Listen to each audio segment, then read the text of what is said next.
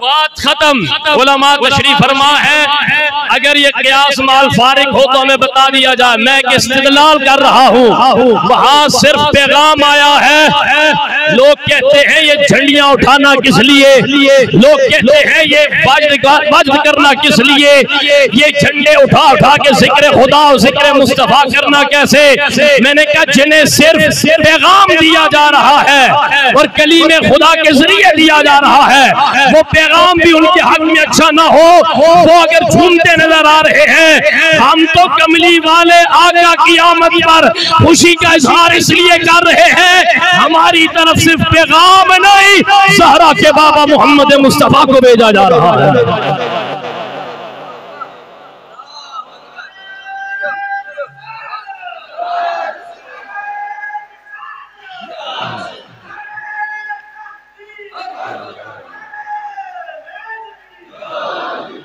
हमारी तरफ पैगाम ही नहीं आया, हमारी तरफ हसनैन का नाना आ रहा है। हमारी तरफ जनाबे सिद्दीक़ अकबर के आका आए हैं, जनाबे फारूक आज़म के आका आए हैं, उस्मान और हैदर कर्रार के हादी और रहबर आए हैं।